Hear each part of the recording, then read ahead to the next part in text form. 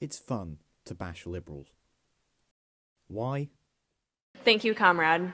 Okay, is there a speaker against name, chapter, pronouns? Point of personal privilege. Yes. Please do not use gendered language to address everyone. They're just funny, aren't they? They're one of the belligerents of the Great Cultural War. Their opponents being the common sense, facts don't care about your feelings conservatives. The internet has done wonders to this conflict, broadening the scope of the debate and attracting the West's most sophisticated thinkers. There's no video of President Trump sucking a ding-dong. Yet this war has ebbed and flowed. Since 2010, we have witnessed two great eras of it. The first began to ferment in the early 2010s. It was early days. The liberals resided on Twitter and Tumblr, and their opponents were a menacing army called the alt-right. It snowballed and reached its apogee in 2016, the year of the election. The results? A firm defeat for Team Liberal.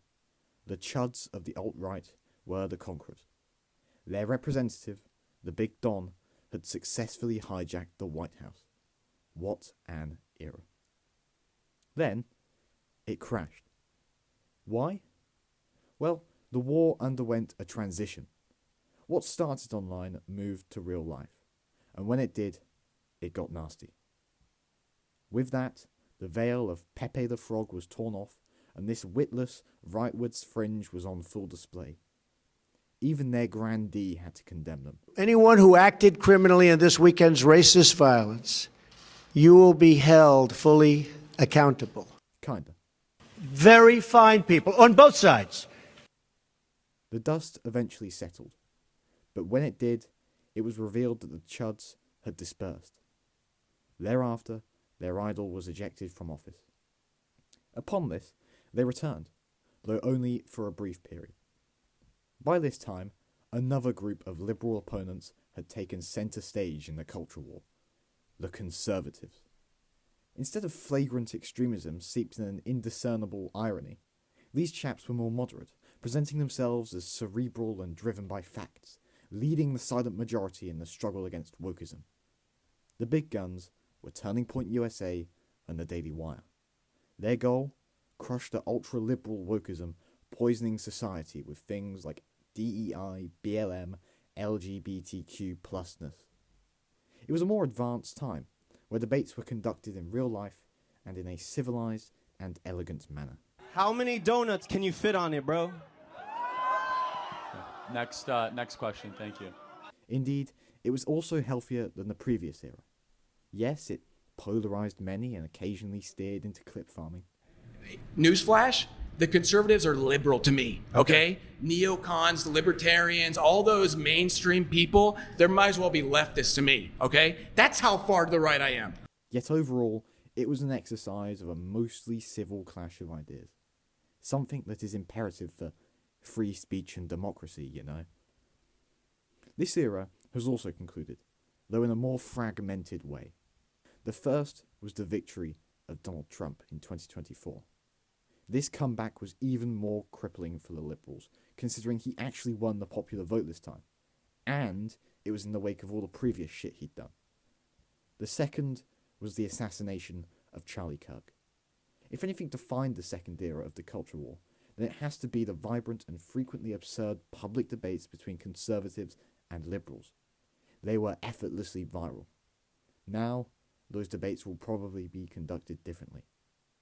Most significantly, and though we cannot predict the long term, it appears that the chuds from the first era have returned in full force, and this time they're moving mainstream.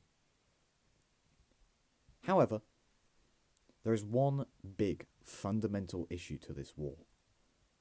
What if I were to contend that overarching all of this is a foundational misconception? Liberalism has been smeared. Indeed, the grubby hands of the Yanks have appropriated and bastardized the term. Let me break this down. What is the culture war about? It's about society, and a clash of left-wing and right-wing views on it. The left, who are labelled liberals, believe in progressive social values. The right, who are labelled conservatives, believe in traditional social values. These labels, liberal and conservative, may be correct when it comes to views on society, but what about other areas of opinion? Well, it's a subjective point, but I believe that if you had to boil the left-right divide down to anything, it would be the size and role of government. And with this, much of the right wing are liberal. How so, you may ask? Well, if there was one value that the right, especially in America, would wish to be associated with, it's freedom. Symbolically, perhaps, this term was on the shirt that Charlie Kirk died in. America is, ostensibly at least, the land of the free.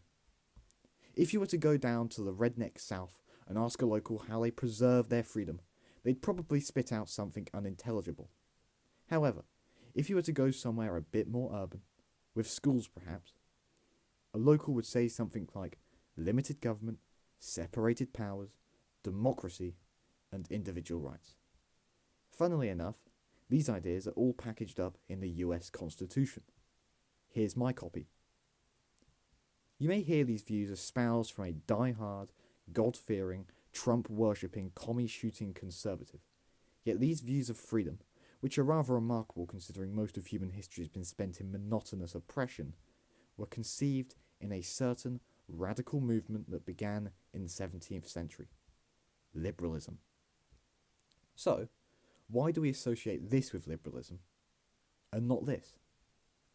Well, it's all to do with a makeover liberalism received roughly after the 1930s, the advent of what we call modern liberalism, which takes the original ideas of liberalism and flips them on their head. For example, instead of freedom being achieved by the absence of interference, modern liberals argue that it's achieved by a large government which actively encourages it through social welfare programs. This enlargement of the state's role tilts liberalism to the left. Meanwhile, the notion of a small state with low taxes and individual rights was adopted by many people calling themselves conservatives. Take Ronald Reagan or Margaret Thatcher. And please, don't mistake me. Calling Reagan or Thatcher conservative isn't exactly a miscategorization, but their conservatism stems from their social views, that being on things like gay rights, for example. Children who need to be taught to respect traditional moral values are being taught that they have an inalienable right to be gay. With regards to the state, they were liberal. We may use the term neoliberal, perhaps. Yet this term, neoliberalism, is merely a reaction to modern liberalism and its emphasis on large state. One of the most influential figures for conservatives post-1970 is Milton Friedman. In the introduction to his seminal piece, Capitalism and Freedom, he defined himself and his views as liberal. Quote, in the original sense, as the doctrines pertaining to a free man. Modern liberalism has in many ways appropriated the fundamental ideas of liberalism. And the culture war has seemingly taken this and spun liberalism into a bizarre caricature.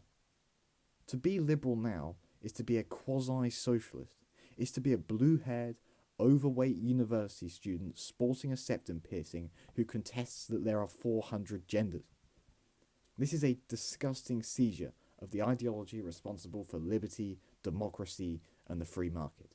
It is an absurd perversion of the values of the Western world, and both sides of the culture war are to blame. What we must do now is fight for liberalism. It must get its mojo back. And this isn't for frivolous reasons either. Globally, we're steering towards illiberalism. Democracy is receding and autocrats are organizing. More concerning is the expansion of illiberalism at home, in the West, in Europe and in North America. Hard-right politicians have snatched this perversion of liberalism and used it as a tool to beat all the institutions that have been built up by the ideology, claiming that they're fighting things like wokeism. And so long as people regard liberalism as something like this, then there'll be less of a response when it comes under attack. whether that be the erosion of individual freedom, the attacks on competitive capitalism and free trade, or most importantly, the erosion of our democracy.